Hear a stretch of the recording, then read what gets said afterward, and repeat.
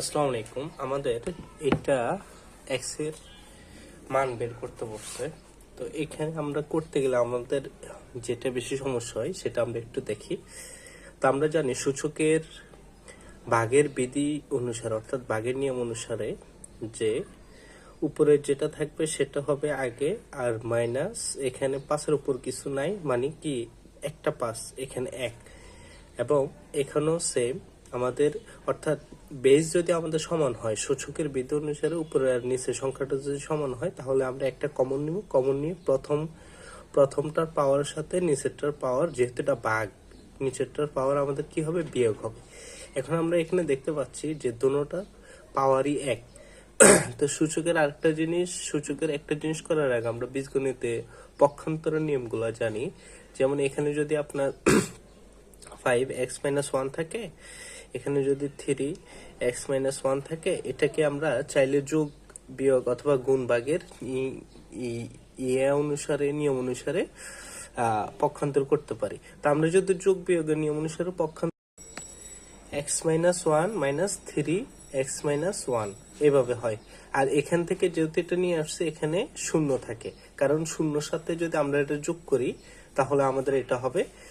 আবার এটাকে, তার মানে এটা হচ্ছে আমরা যোগ বিয়োগ এটা এই অনুসারে। আমরা যদি গুণ ভাগ অনুসারে দেখি, যেমন 5x-1, আবার এখানে হচ্ছে আমাদের, আমরা যদি এটাকে এখানে নিয়ে আসি যে 3x-1, তাহলে এখানে 1 থাকবে। কেন 1 থাকবে? কারণ আমরা যদি এটার সাথে একটা গুণ দিই তাহলে আমাদের এই ফলটাই আসবে, তাই নয় কি? সুতরাং এখানে যদি আমরা এটা এই পাশে পক্ষান্তর করে নিই তাহলে আমাদের কি হবে, যে 5/3x-1 সমান সমান এখানে আমাদের 1 থাকলো। তাহলে আমরা এটাকে এভাবে লিখতে পারি না যে 5, যেহেতু দুটোর উপরেই আছে সেহেতু আমরা 5x-1, অর্থাৎ এটা দুটো এই পাশে দুটার উপরে যেহেতু x-1 আছে, সুতরাং আমরা এই পাশে কি দিলাম, 1 দিলাম। এখন আমরা জানি সূচকের নিয়ম অনুসারে যদি কোনো কিছুর পাওয়ার, অর্থাৎ আপনি যদি এখানে 5-এর পাওয়ার যদি 0 হয় তাহলে এটা আমাদের কি হবে, এটার মান হবে 1।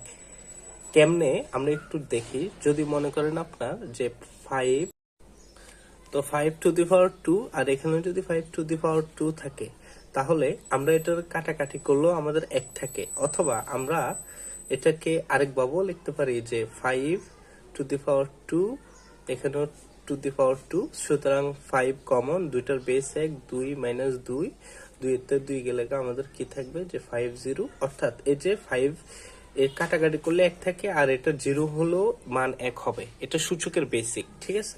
তো সুতরাং আমরা এটাকে এভাবে লিখতে পারি না যে 5-3, অর্থাৎ এটার ভিতরে যাই থাকুক, এখানে যাই থাকুক, এটার পাওয়ার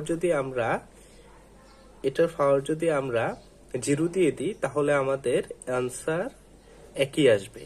সুতরাং এভাবে লিখতে পারি। তাহলে এই বেস হয়ে গেছে।